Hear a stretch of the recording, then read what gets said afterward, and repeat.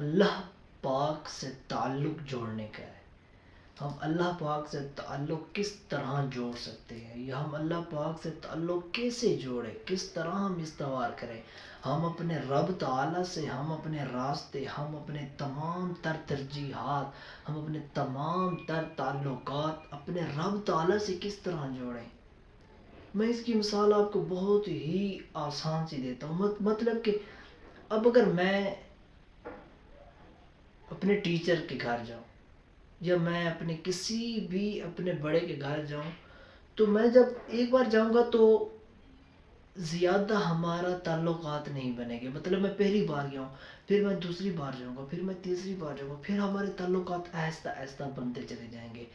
پھر ہم اتنے کلوز ہو جائیں گے کہ ہم ایک دوسرے کو باتیں بتائیں گے، اپنے حالات، اپنے معمولات، اپنے تعلقات کے بارے میں ایک دوسرے کو بتاتے. سیم اسی طرح میں آپ کو ایک واقعہ مجھے یاد آ رہا ہے.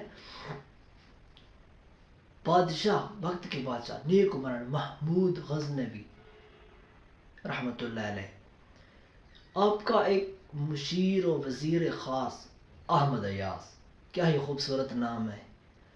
تو ان سے نا احمد ایاز سے لوگ جلتے تھے. مطلب کہ درباری جو تھے وہ بہت جلتے تھے. وہ کہتے تھے کہ اس میں کیا ایسی خوبی ہے کہ بادشاہ اس کے ساتھ اتنے تعلقات، اس سے ہر بات شیئر کرتا ہے، ہر بات کرتا ہے، اس میں کیا ہے. وہ جیلسی محسوس کرتے تھے.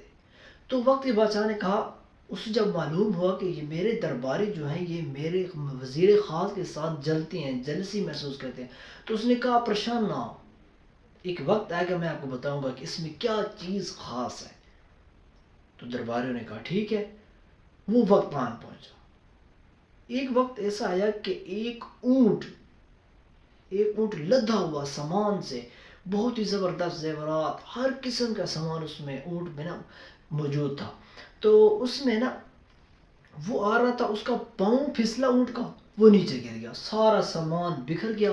جب سامان بکھر گیا تو بادشاہ نے حکم دیا، جتنے اس وقت وہاں پر موجود تھے تو ان کو حکم دیا کہ جو چیز جس کے ہاتھ لگے گی وہ اس کی ہو جائے گی. تو جتنے درباری تھے وہ بھاگے، دوڑے، وہ چیزوں پہ ٹوٹ پڑے. ساتھ ہی احمد ایاز کھڑے تھے. تو انہوں نے احمد ایاز سے پوچھا کہ تم یہاں کیوں کھڑے ہو، کیا تمہیں کوئی چیز نہیں چاہیے؟ تو اس نے کہا میں تو جناب آپ کے ساتھ کھڑا ہوں، مجھے کس چیز کی ضرورت. وقت کے بادشاہ نے تاریخی جملے کہے کہ دیکھ رہے ہو درباریوں، اس وجہ سے یہ تم سے عظیم ہے، اس وجہ سے میرا احمد ایاز تم سے بہتر ہے، تم سے بہتر ہی نہیں تم سے بہترین ہے، کیونکہ اسے دنیاوی لالچ و ہوس نہیں ہے، یہ خالصتاً میرے سر خلوص.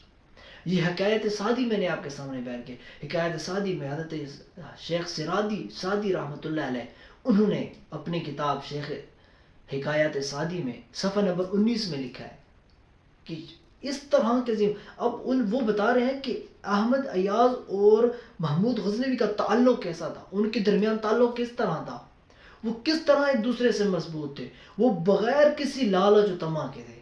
اب وہ اس کی وجہ بتاتے ہیں کہ اس کی وجہ، اس کی بیان کرنے کی وجہ کیا ہے. وہ کہتے ہیں کہ انسان اپنے رب سے بغیر کسی لالچ کے، بغیر کسی طمع کے، بغیر کسی مقصد خواہش کے اپنے رب تعالیٰ سے تعلقات بنائے. اور میں سمجھتا ہوں کہ یہ حقیقت ہے.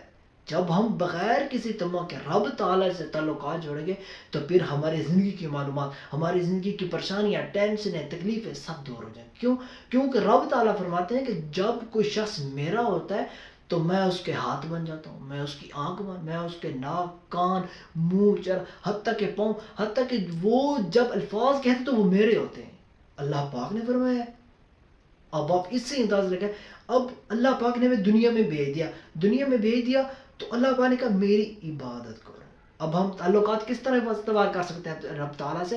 اسی طرح کہ ہم اللہ پاک کی مسجدوں کو آباد رکھیں، ہم اللہ پاک کی مسجد میں جائیں، وہاں پر اللہ پاک کے سر بسجدہ ہو کر دعائیں مانگیں کہ اللہ ہم سے رشتے بنا، ہم سے تعلقات اچھے بنا لے، اے اللہ پاک ہم سے راضی ہو جائے.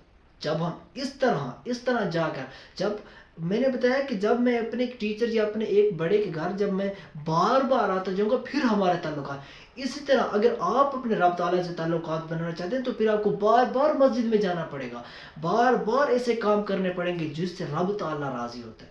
ہمیں رسول اللہ صلی اللہ علیہ وسلم کی اطاعت کرنی پڑے، ان کی تعلیمات پر عمل کرنا پڑے گا، تب ہی جا کر ہم اللہ پاک سے تعلقات استوار کر سکتے ہیں. محمود غزنوی احمد یاز بغیر کسی تما بغیر کسی لالچ کے ان کا تھا، وہ خلوص دل سے. حکایت سعدی میں سعدی رحمۃ اللہ تعالیٰ علیہ کہتے ہیں کہ اللہ تعالیٰ سے ہمیں جب لگاؤ ہو، محبت ہو، ان سے بغیر کسی لالچ کے، بغیر کسی تما کے اللہ پاک سے ہم محبت